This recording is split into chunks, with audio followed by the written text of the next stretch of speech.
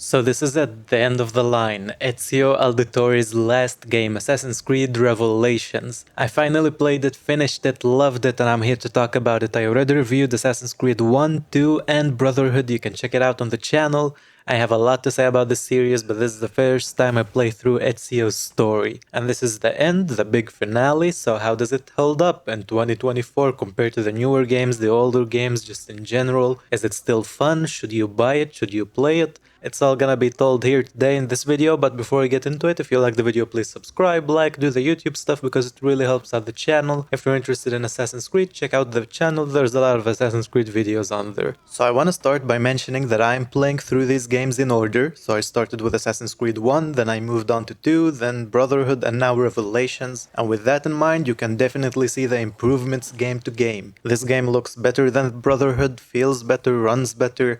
It's just better in every way, and I did see the difference from each game going on and moving on. So if that's something you're worried about, that it's gonna be like Assassin's Creed 1 or 2, have no worries because this game is really a generation from Assassin's Creed 2, at least in my honest opinion. You know, back when I played Assassin's Creed 2, I mentioned in my review that I think it should get a remake. It was a fun game, I enjoyed my time with it, but if they did remake the game, I would really appreciate it. This game is the first time where I honestly don't even feel like it needs a remake. I played Assassin's Creed 2 and I felt that it needed it.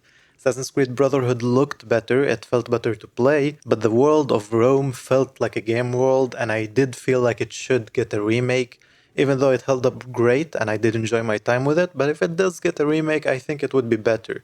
But with this game specifically, I don't even think it needs a remake. Constantinople or Istanbul looks great, I enjoyed it. The little hidden city that the Templars have also looks great. Facial animations look good. The only thing that I think might not hold up so well is the facial designs of the game, of the NPCs. They look kinda bad, but to be honest, that's kind of a Ubisoft thing that they do.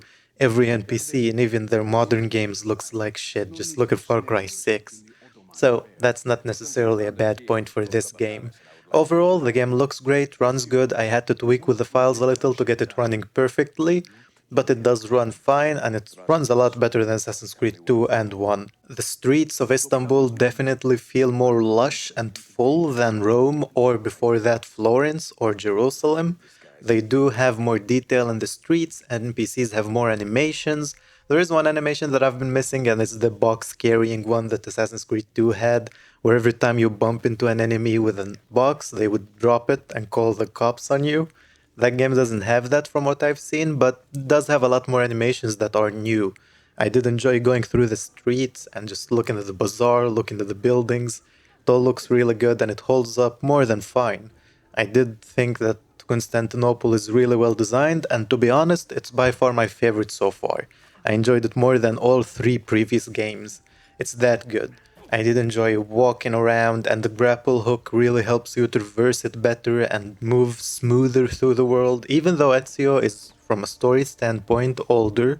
But it does feel more smooth in this game because the blade hook really helps him get around faster. And the design of Istanbul really brings out the parkour and brings it up a notch from the previous games with the many different districts and locations in the city. Like I said, it's my favorite city in this trilogy of games. I really do appreciate that they focused on one city more or less and fleshed it out in a really nice way, and it's even better than Rome. I did enjoy buying locations in it, upgrading it, unlocking new stuff. It's just an interesting city. If you've seen my other reviews, then you know that I'm a sucker for the Mediterranean setting for Assassin's Creed games. I know, like, Istanbul isn't completely Mediterranean, but it kinda counts as it, at least in my eyes. So I did enjoy it and I love the filter on it. And I know that's a big complaint that people have with this game, that it feels like it has a brown tint on it. I don't think that's true. I don't agree with it. I think the game looks better than all the three previous games in the series. I think it has a lot of atmosphere to it, and it's one of the most, if not the most, underrated setting in the series. But now we talked about location, let's take a minute to talk about the story of the game, the main appeal. This is the closing chapter of Ezio's story, Desmond's story, and also Altair's story. And honestly, right off the back, it's mind-blowing that we got 3 satisfying endings for 3 characters in one game. We don't have satisfying endings for one character nowadays. This game managed somehow to give us good endings for 3 characters that we've been with for 3 games. 4 games, I guess. It is really well done. I did enjoy the flashbacks with Altaiir, and they honestly gave him more personality than the entirety of Assassin's Creed 1 did. But I find it kinda random that they gave him a wife and a kid, just so that they can kill them off in the same cutscene. But regardless of that, what they did with Altair was great, and they gave him a lot of personality and depth that was missing before, and I do appreciate the existence of it, because it really fleshed him out and I enjoyed my time playing as him. And that carries on to Ezio. Ezio, as an older man, is a lot more mature, a lot more smart and wise. You can see how he developed from Assassin's Creed 2 to Brotherhood and to Revelations. He is a different person, basically, from Assassin's Creed 2 until now, and you can feel the progression that he had throughout his life, especially compared to Altair and the way that they both end their lives and how it connects together. It was really well done, and I really did enjoy it, especially that scene where he finds Altair's skeleton. It was really emotional, really well done, and I really did enjoy the story of the game.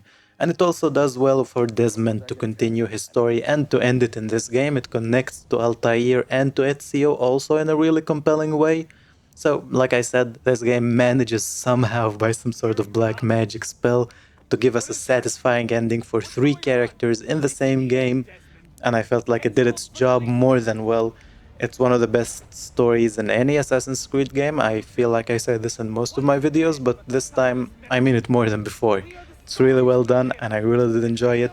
The story is a lot more cinematic with Ezio than it was before. I enjoyed how it was broken down to specific missions with characters and other missions that follow the Massey of Keys, which are basically the dungeons. I enjoyed how it was broken down, how it was laid out, and how cinematic and fun it was to go through. At some points it reminded me of Uncharted or Tomb Raider, and I did enjoy those references, and it felt great to just experience this amazing tale and the finale of one of the best assassins to ever exist. But I don't want to sell the main game short as well. It's not only the finale that's good, the game itself is really well done. I enjoyed it more than the second game and the Brotherhood game. I felt like the characters were more consistent, more fun to interact with, and I felt like it's different from Brotherhood. You know, one of my main problems with Brotherhood was that it felt like I'm doing the same thing that I already did in Assassin's Creed 2. I was recruiting the same characters, going through the same missions, doing the same thing again, but with prettier graphics and different combat. In this game, the characters and the stuff that you do feel genuinely different. The missions are a lot more cinematic than the other games. I feel like there is more camera work, more explosives, more stuff that are happening while you do the missions. The characters are more unique. I really like Yusuf, the main assassin guy in Constantinople, and Ezio's new love interest. I like the Sultan guy. I like most of the characters. They are fun and unique, and I enjoyed my time with them, and they felt different from the other games, which was refreshing because I was a little burnt out from Brotherhood. And another thing that kinda connects to the story that a lot of people are complaining about from what I saw is the den defense missions, which are basically like tower defense missions in Assassin's Creed. Now this will probably get me in a lot of trouble with the Assassin's Creed community, but I actually love them. I love the defense missions. They felt like something new to do in the game. I do enjoy sending my assassins on missions to infiltrate cities and get me money just like in Brotherhood, but these den defense missions feel like they are something new and unique that I haven't experienced in Assassin's Creed, and that's one of my high points with Assassin's Creed games. That's why I play these games, to experience new stuff, and I felt like it was well done. The mechanics are well realized, they work well together, and I enjoyed it. Personally, it's one of my favorite low effort activities in the game that change my mind and give me a break from assassinating people. I did enjoy it a lot, and I thought that it was well done, and I thought that it's getting a lot of unearned hate. And that brings me nicely into the gameplay side of the game. I think that the variety is the spice of life, as they say. Each different mission is more fun than the last one. I enjoyed them. I had fun just doing different stuff other than tailing missions because I got so goddamn bored of tailing missions in the past couple of months that I don't want to see them anymore. This game has a lot of different missions that include stuff other than tailing people and assassinating them. There's one highlight that I love where you have to infiltrate a palace but dressed as a singer, and the stuff that Ezio sings is just hilarious. A man of great depravity, believed himself immortal till he had a date with gravity. And I think that the game does a really well job at bringing it up and making it feel different each time you play through a mission. One time you're gonna be telling people an Ezio just like it always is in Assassin's Creed. Another time you're gonna be doing a combat mission with Altaiir. Another time you're gonna be doing the den defense mission. It does a really good job keeping the game spicy and different, which I really do appreciate because playing these games back to back, you really do see that they are very similar to each other. That's not a knock on Assassin's Creed 2 or Assassin's Creed 1, but they do feel like it's the same game more or less when it comes to combat and mission design. This game does a really, really good job at keeping it different and giving you different scenarios to fight or work yourself through. And that also boils down to the tomb missions. I really do love the tombs in this game. There are 5 of them, each one of the Masyaf keys is hidden in one. I think 4 actually. But each one is different and unique. One of them has combat, one of them has only climbing, one of them has puzzle solving. They are different and very, very well designed and nice. I just enjoy the visuals in them. And that also moves on to the visual side of Constantinople as a whole. I did enjoy it, like I mentioned before. And that also shows in the tombs. The tombs are really, really good looking, and like I said, they hold up even today. Gameplay wise and look wise, and just everything wise. This game is really, really holding up better than I expected it will. Especially when it comes to the combat itself, I enjoyed the variety. I enjoy that we have the crafting system for the bombs, which kinda blows my mind that we have this deep of a crafting system in this old of a game, and we don't have that anymore. I know we have deep things and deep systems in other areas nowadays, but I did enjoy the fact that I can craft my own bombs and kinda customize them to do specific things that I want. I can increase or decrease the radius of the bomb, make it do different stuff. I can make a bomb that does smoke, make a bomb that just explodes, shrapnel, trip mine, whatever you want. It's really fun to build your own bomb and build your own gadgets. And now couple that with the different weapons and different attack types that you have, and it really gives you a really nice variety that you can have fun with.